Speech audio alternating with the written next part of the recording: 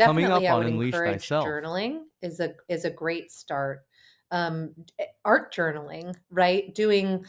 Because often in the flotation experience, people have sensory awarenesses that don't necessarily translate immediately to spoken word, right?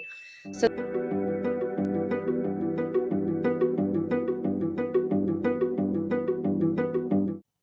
Hello, beautiful soul. Welcome to Unleash Thyself.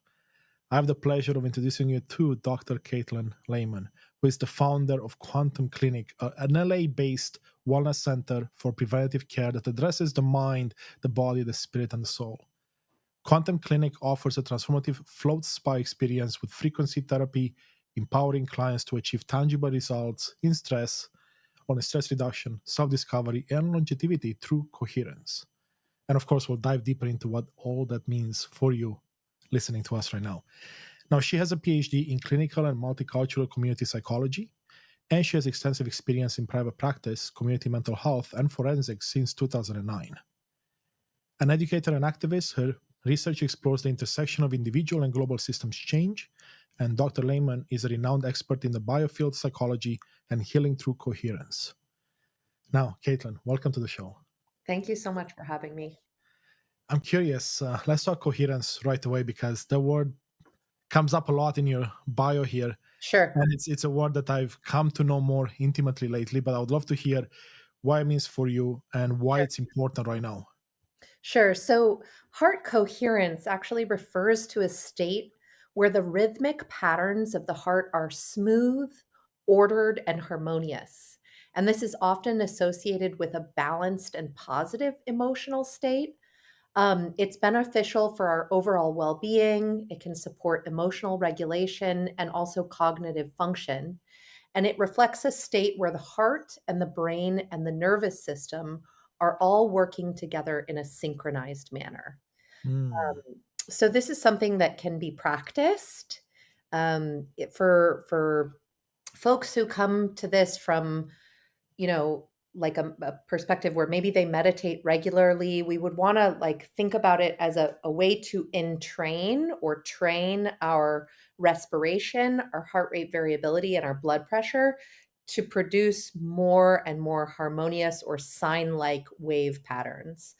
Um, and it has, again, like a whole host of both cognitive and emotional benefits. And it's approximately like 5,000 different biomarkers that Oh, shift okay. to encode for health and human functioning. Very interesting. Let me ask you this. The default state for a human being, is it to be in coherence? And our crazy society like life is what makes it incoherent in a way? I would humbly offer that yes, you're right. But of course, when civilization was different, in more agrarian or community-based cultures, we weren't walking around with biofeedback sensors measuring our coherence. We just were that, right? We were just in harmony with nature, in harmony with the spiritual realms. Um, Yes, and the research that's coming out of the HeartMath Institute indicates that those capabilities or those potentials that exist inside of us that are latent, that are often associated with mystical experience or intuitive experience, tend to improve with coherence practice. Yeah, that's what I've seen as well. That's actually very beautiful. Let me ask you this then as well. With the coherence practices, right? Like you talk about being able to reduce stress, improving performance, intuition, creativity. Is this a state that someone can be in most of the time after a bit of practice, or is this Yeah, something that is more? absolutely. Absolutely. So look, it's measured by doing a calculation associated with heart rate variability. And so Mhm. it's important to understand kind of what is the difference between heart coherence and heart rate variability. So heart rate variability refers to the variation in time intervals between successive heartbeats. And it reflects the beat to beat changes in the Mhm. heart's rhythm, right? Which is then analyzed. A higher heart rate variability is often associated with a more flexible and adaptive autonomic nervous system, and it's considered a general indicator of our body's ability to respond to stress and novel situations. And it's generally associated with greater resilience and health and Mhm. cognitive performance. So, what we're doing is we're modulating HRV, or heart rate variability, to achieve this, state of heart coherence, which syncs up all of the different systems in the body. And yeah, you can, I mean, I sort of sometimes in a tongue-in-cheek way say we want to be like phi. Do you know the number phi? Of course, yes. Yeah, so 5% coherent in a given day, right? But the idea is like, and again, these are all spiritual qualities. It's about the embodiment of a joyful, energetic being. It's about being free spirited and light. But again, that doesn't mean that we don't also experience difficulty and adversity, but even through those difficult or adverse circumstances or situations, we find a reservoir of resilience and capability within ourselves that allows us not to bypass adversity, but to move through it in a way that is more fluid, more adaptive, and more resilient. Yeah, that's beautiful. And I know you talk about, or you run rather, the flow spa experience, right? And I personally have experience with certain flow spas as well, where there's a lot of Yeah. salt in the water and you get to Mhm. float. I'm assuming this is very similar, but then you Yes. add frequency therapy. And what else? Yes. Like, why is that important? So flotation therapy was actually developed at the National Institute for Mental Health in the 1950s by a neurologist who was also psychoanalytically trained. So, this concept whereby we enter into a sacred space, a body of water that has over 1,500 pounds of Epsom Mhm. salts in it, has always been conceived of as sort of a mental health intervention to some degree. And many, many people attribute this type of experience to transcendental or spiritual awakening. It can also help with developing, one's mind, right? Because when you're in the space, you sort of drift into the liminal place where you're neither fully awake nor fully asleep. Mhm. In that subtle, gooey, soft space between waking and sleeping, associated with the alpha or theta or potentially even gamma brainwave states. So that's something that sort of intuitively happens for some people as they rest, right? So that's the acronym, reduced environmental stimulus therapy, or REST. Um, and then what we do at Quantum Clinic is we play auditory frequency protocols to support that, right? So in physics, there's this concept of what's called sympathetic resonance, where if you play a sound, it can be sound, it can be other frequency as well, but if you play a sound that resonates with something internally, that will amplify the experience of the internal as well as the external. So we're using sounds to support people in accessing those deeper states of relaxation and surrender and entrainment into the coherent state. Um, yeah, and people really benefit from it. A lot of folks come to us who are very overstimulated by today's world, and especially here in Los Angeles, where we live, if you're in the middle of the city, it can be very difficult and taxing. And so having a retreat, a space where one can really tune in and quiet the mind to begin to listen to the messages that come from our heart. This is an incredibly powerful tool that everyone should be afforded, and we're just in that practice. Yeah, I love that so much. And the floating experience, right? Mhm. If you don't have access to the frequency therapy that you add in, is it still almost as beneficial, or do you see like the frequency adding quite a bit more to the experience and to your ability to connect to your heart and to this coherence or Well, these coherent? these are subjective experiences, right? It's important that people find things that resonate with their soul and with their Mhm. spirit. We have clients who come and prefer to do it in silence, and that's Mm. fine as well. This is just something that we offer as a part of our protocol here at Quantum Clinic. And also, we do beforehand, we do a guided biofeedback meditation for the coherence to support people in just more fully arriving and connecting to their body's wisdom. And then they have 1 hour in the tanks with the sounds. Yeah, I was going to ask you about the time in the tanks. About an hour. How many sessions do you see on average people needing to see actual changes in their lives, Oh, be it coherence or otherwise? sure. Well, we sometimes have clients who experience profound transformation in just one session. We had recently a client who deals with sensory processing Mhm. disorder, is very sensitive to the environmental toxins, environmental stimuli in his environment, and he came and said that he almost never finds peace, right, in his mind because of the overstimulus and the sensory processing issues. And he said that during the experience, it was so transformative for him. It was the first time he'd ever experienced that sense of peace and relaxation, and that actually generalized. Normally, this person is someone who sleeps only 3 to 4 hours a night, and Mhm. for 3 consecutive nights, he was able to sleep for 8 hours each night after just one session. Yeah, So yeah, it really depends on the individual, right? Some people who are maybe less sensitive might just think like, "Oh, well, here I am just laying in a tank for an hour." They might not even really be aware of the transformation that's happening inside of them, you know, um, at a deeper level, but that's okay too, right? Um, yes. Really, we think of ourselves as like a wayfaring station for people on this spiritual journey, and a place where people can begin that process of uncovering what truly is innate within them. Yeah, that's powerful. I love that.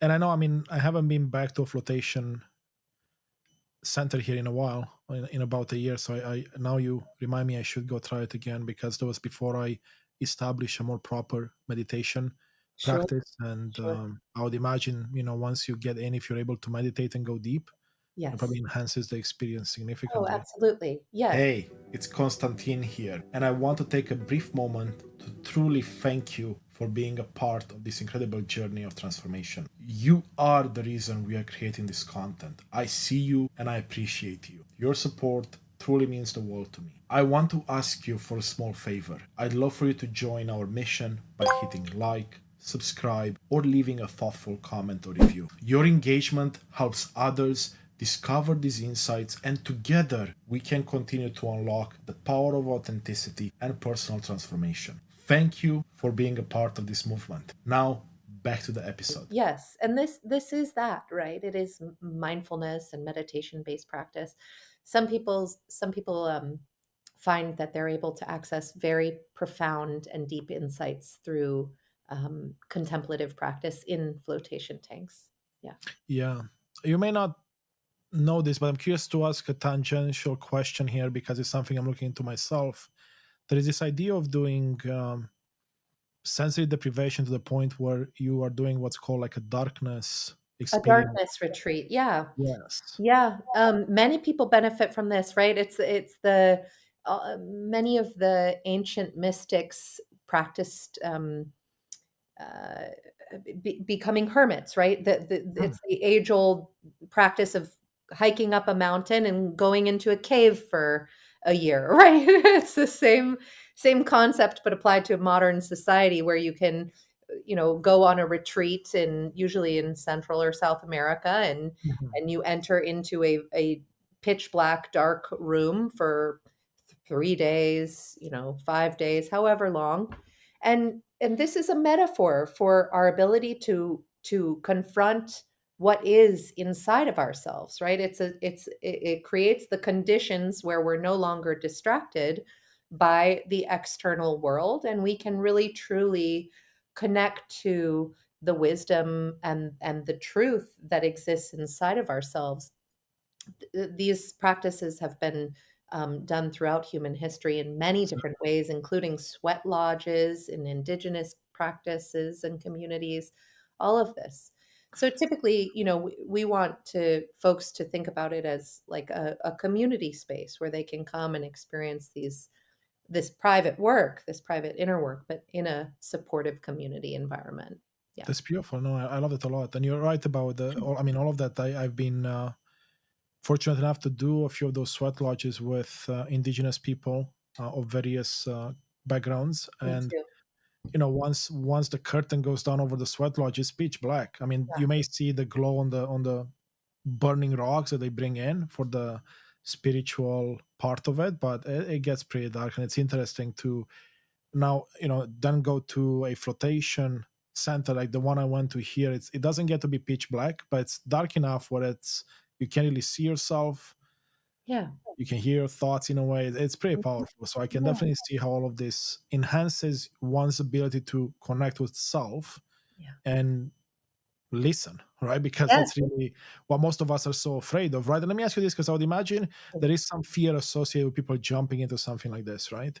There can be, yes, and that's one of the reasons why, with my background and my team, right? It's not just me operating this wellness center. It's a whole team of us, a community of us. We come from a mental health background, right? So we work with people first and foremost. It's not a transactional service. When you come to Quantum Clinic, it's really we do an intake process like you would at any other doctor's office or something, but the experience then feels more spa like once you're in the system, right? And our job really is to be present for our clients and to be present for what comes up for them, to listen with empathy, um, with positive regard. We practice a person-centered model. So we really focus on genuineness or authenticity, unconditional positive regard, and empathy for their clients. And often, in today's world, we're all just so disconnected from one another, and it really feels like there are so few spaces, so few sacred spaces left in our Yeah. world. And that doesn't mean that traditionally religious institutions don't also still for many people hold that position in their life, but there's also culturally a mass movement away from formalized religious institutions, and so we sort of see ourselves kind of at the intersection of a spiritual community and a mental health center, and a space where people can really allow themselves to be witnessed and to witness themselves, right? It's Beautiful. incredibly powerful work. Yeah, and if I understood you correctly, you talked a bit about the power of integration, meaning Yes. like you give people a way to have a space where they can talk to you, Yes. to others, and start to integrate that process, right? And I, from my own journeys, I guess through the hard way, I found out the power of doing proper integration and Yeah. not doing it. Yeah. So I wonder, for someone that doesn't have access to a team like yours to go after a flotation experience or whatever meditation experience, how can one best integrate what they've experienced if they don't have that supporting community just yet? Sure, that's a great question. Definitely, I would encourage journaling is a great start. Art journaling, right? Because often in the flotation experience, people have sensory awarenesses that don't necessarily translate immediately to spoken word, right? So they may see color or have memories or visions. You think of the quantum realm as it operates through a human being. This is the realm of sensation, image, feeling, and thought, or the realm of our imagination and fantasy. So, using expressive arts, like maybe pulling out images, cutting out images from a magazine that help to illuminate or elucidate the visions or experiences that you had, is one way that folks can do it. If you have crayons or pastels, you can just ask yourself, what color am I most drawn to in this moment? Mhm. And use that color. Oh, just allow yourself to freely associate in a way that there's no real prescribed way to do this. But then say maybe you look at what you've created after you've been doing it for 5 to 7 minutes or so, and then you say, "Oh, okay, and now I want to put some words to it," right? And then maybe you flip it over and you write and you journal. So it's about fostering a sense of curiosity and creativity at what is possible in one's own process of self-discovery, right? Because, infinity is a very big number. And we are infinitely complex, both inwardly and outwardly, right? In this dynamic Absolutely. realm that we're in. Um, and spiritual experience is one of those ways in which, often folks have lots of preconceived notions or assumptions or beliefs about what that even means for them. And so just allowing yourself to get curious is a great way to start with your integration, and obviously seeking out support from colleagues or safe colleagues or mentors or spiritual figures or other mental health professionals is another good way to integrate. I love all of that. Yeah, that's powerful because I mean, I do a lot of the stuff that you mentioned now is so much more powerful than ever before because it gives you time to reflect. It gives you time to Yeah. allow those thoughts to really formulate and take it to the next level. Because I used to be someone that would run from one experience to the next, be like, "Oh, that was cool. Let me do it again," and then not take time to integrate, not take time to Yeah, really think. yeah, in spiritual traditions, we talk about, like, you become almost addicted to the spiritual experience, to the transcendental state, right?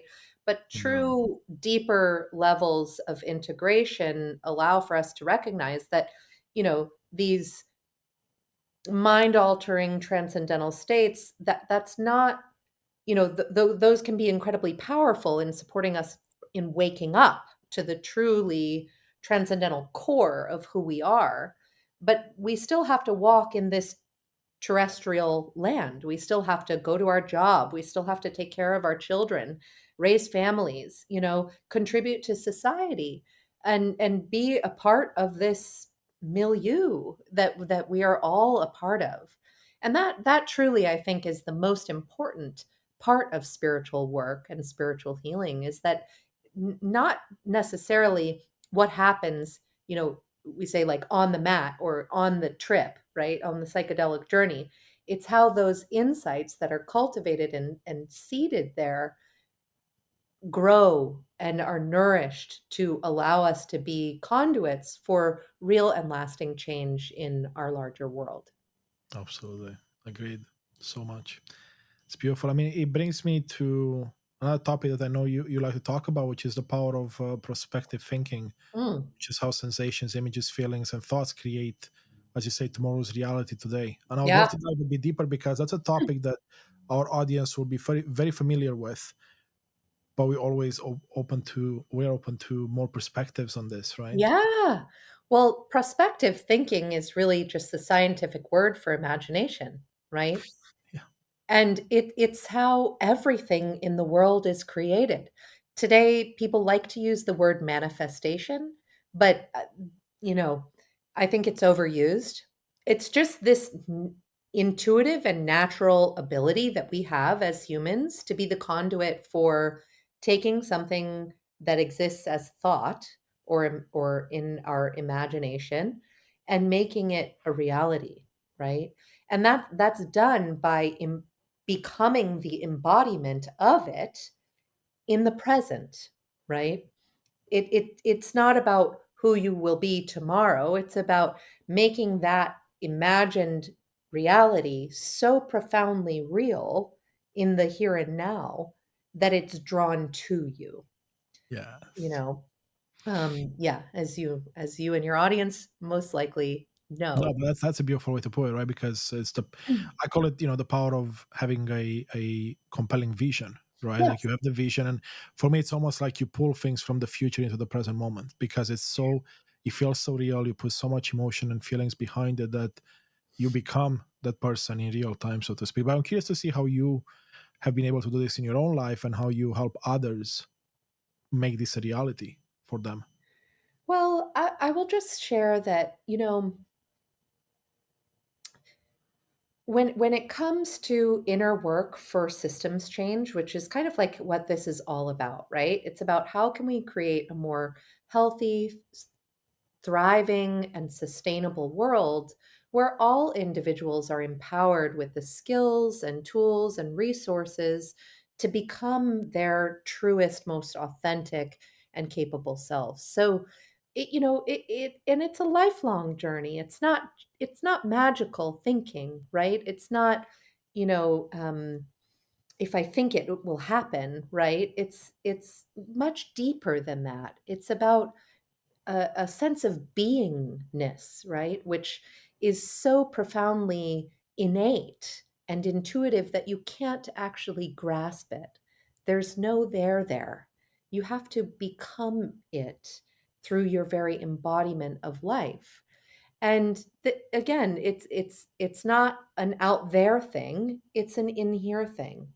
So it's about shifting our perspective to become one. It's like, okay, who am I? Who do I need to be in this moment so that that which wants to come through me can do so, right? Mm. And being open to what the universe is truly asking of us. And this is a deeply spiritual and personal process of discovery, right? Yes. And self healing and self growth and self acceptance. It's not it's not something that can be, well, certainly the idea of gurus exists out there, but I don't believe that this is something that can necessarily be taught. It has to be learned and experienced, but there's the teaching is through life itself. Um, Yes. yeah. Yeah, it's I mean, the way I see it, the best gurus in my life have been those that have been able to guide me to find my own answers, and Yes. that's the person I strive to be as well every single day, not imposing my own ways or my own techniques, but rather helping people find their own. And I feel like with something like this, it's very much true because my process will look very different than yours. Yes. And in the end, it may, from a 10,000-foot view, it might be the same. But once you go into the weeds, it's very, very different based on Of our own, like I course. said, perceptions, perspectives, everything. Because we all have a unique perspective of the world, right? There are so many more things that unify us than there are which differentiate us, but this process of individuation where we become our Mhm. true self, our most authentic self, is deeply personal and cannot be, prescribed. So having spaces and communities where you feel supported in that journey is incredibly valuable, and it's such a gift to give to the world. Absolutely, 100%. I love that. And I'm curious from a psychology point of view, right? Because that's your background there. How how does this make sense? Being able to create this reality from a place of spirituality, not necessarily from a place of let's call it science. Because for me, with a scientific background, I've always had this question in my mind. It's like, man, this doesn't make sense, but yet it's here, it's real. Now, this was a question before I embarked on this path a couple of years ago, but still, it's one that I get to hear a lot from certain people in the audience and many people in my life. Yeah. Well, I think the way that I am most supported in my own life in contextualizing and understanding this complex world we live in is through the all quadrants, all levels AQAL model through Ken Wilber's work in integral theory. Which, if you're not familiar with it, you can definitely check out any of Ken's books. They're a little bit dense, but some of them can be digested um, pretty comprehensively. What he did was he looked at all of the disparate theories that exist in our world and tried to create like a meta theory, something that helps to organize and structure our understanding of all of the theories, right? Mhm. So, in to answer your question, as a psychologist with my background, how do I make sense of this spiritual experience that we're trying to put words to, for which there truly are no words? You want to look at it through, individual subjective experience, right? What is my subjective inner individual experience of that which I'm exploring? And then individual objective. So this would be like um, brain development, the mind body connection, looking at the relationship between the heart and the brain, right? The biological determinants of perceptual experience. You can look at it through that lens. And then through the subjective collective or the collective subjective realm. So this is like through family system, through culture of origin, through things like this that are more nuanced, but about the group from which we come. And then the more collective objective, which is the lower right quadrant, which looks at sort of more of the structural um, foundations of how a society is built, right? So infrastructure, um, economics, and industry, right? How those influences affect our perception and Oh, experience, right? So looking at things from a comprehensive lens that includes but is not limited to any one particular area helps us to have a greater perspective and understanding of what the thing is that we're trying to discover, right? Um, and so, yeah, that would be one offering or one invitation.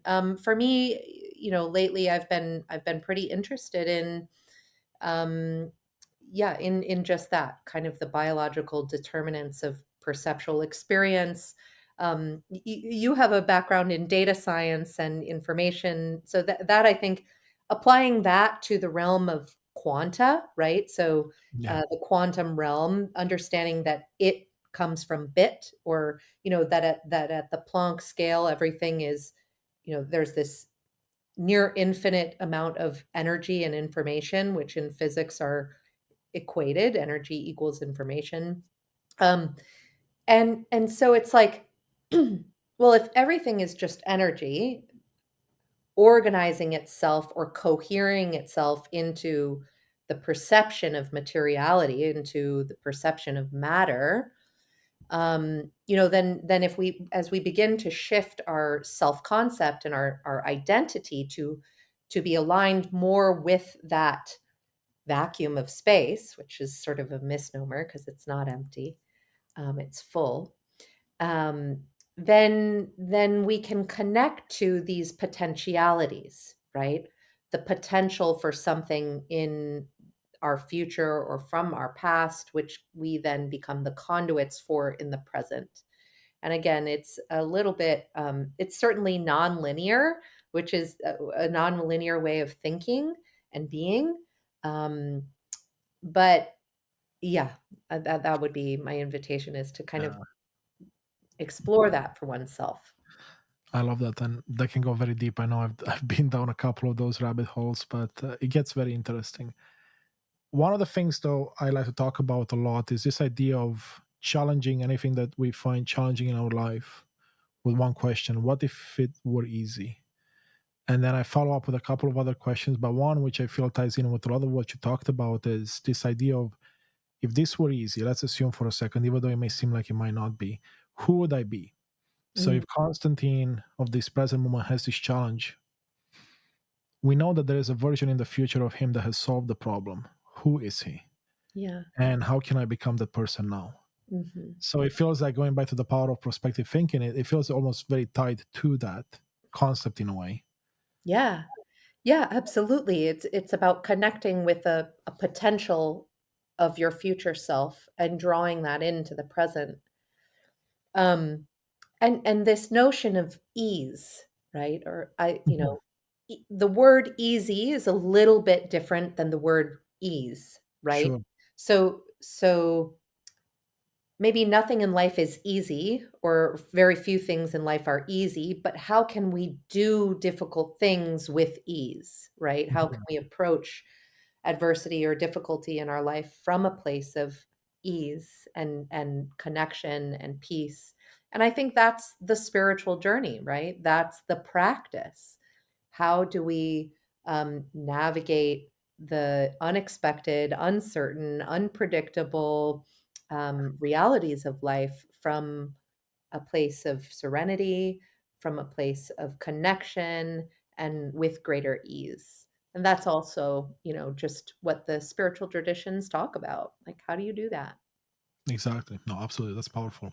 And actually, it's funny because I think it provides a nice tangent for us into The last topic I had in my mind to discuss with you, you talk a lot about the uncertainty advantage, right?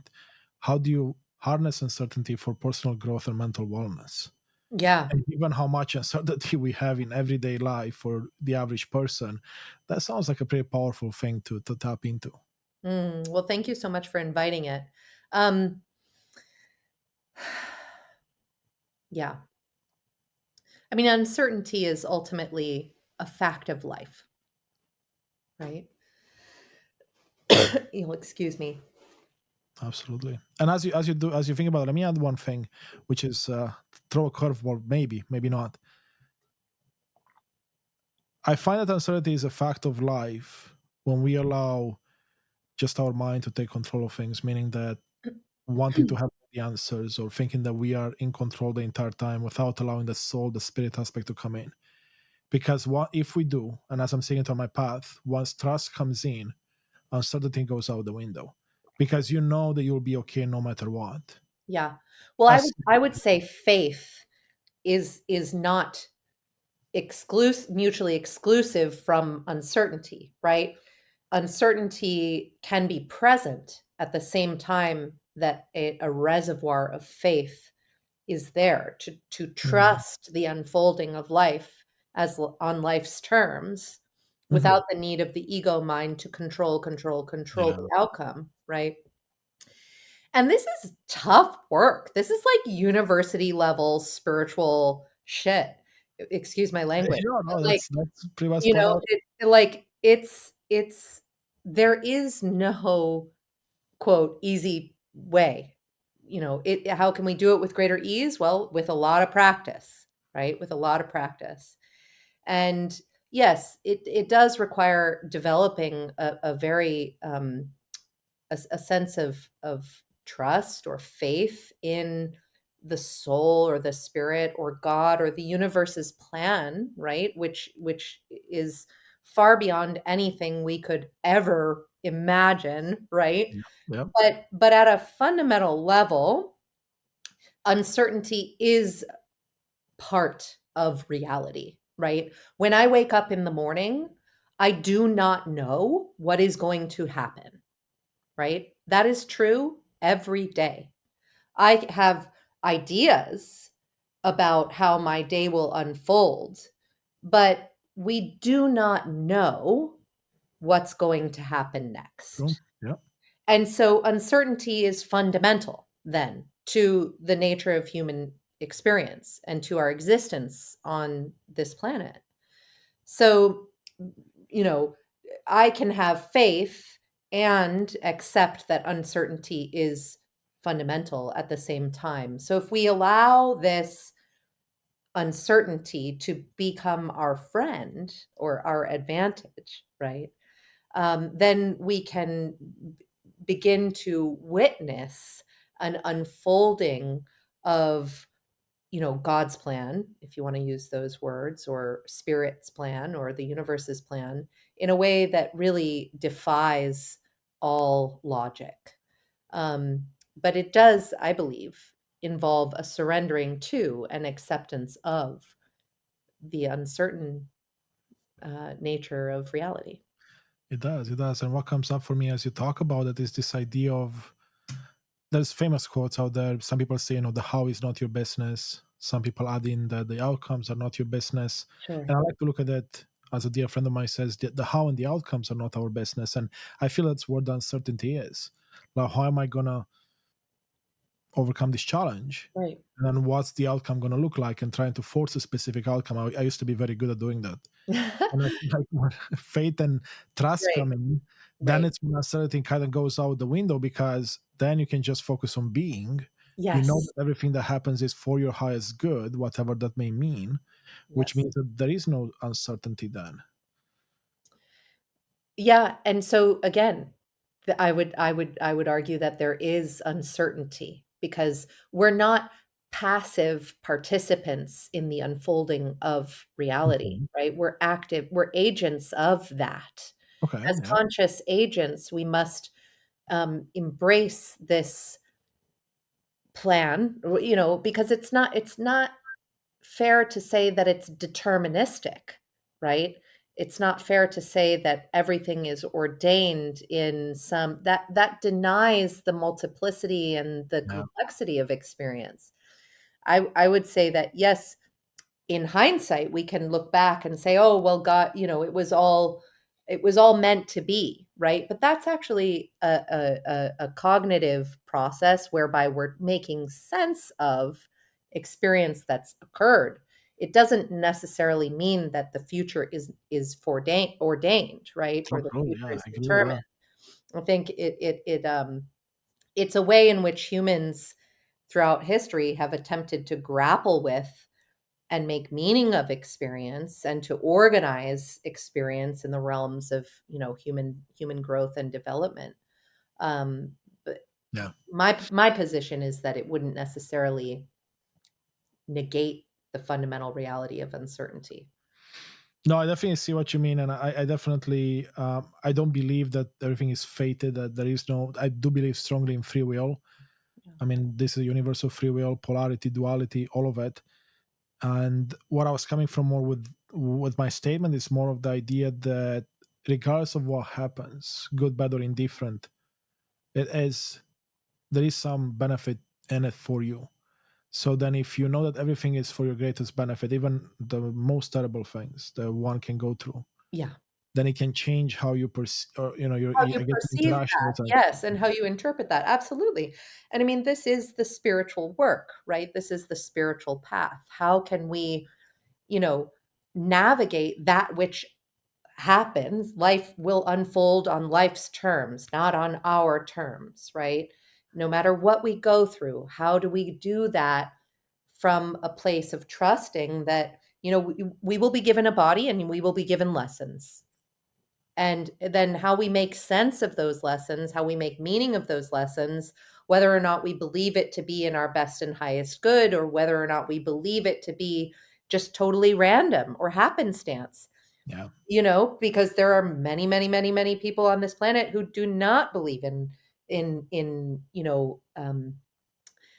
the concepts that we're articulating and describing today, right? It would be absolutely, inconceivable for them to, and they just say that everything is totally chaotic and disordered, right? And this is that, again, that dynamic dance between negentropy and entropy, right? Where it's like order and disorder, chaos and beauty, right?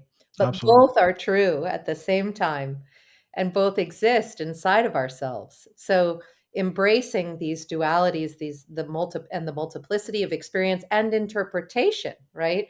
Because in our field, in the field of psychology, we often talk about reality as a co-construction. It's a Mhm. it's a social construct. This world we live in, it's created in relationship to one another and to our experience and our interpretation of experience. Absolutely right. And then spirituality talks about co-creation all the time, right? So Yes. it's pretty much the Yeah. same thing dressed differently, and it's Yeah. all coming to the We're same we're all conclusion. singing the same song in different words, right? And Different words, different different languages. I agree. That's languages. Yeah. beautiful. Yeah.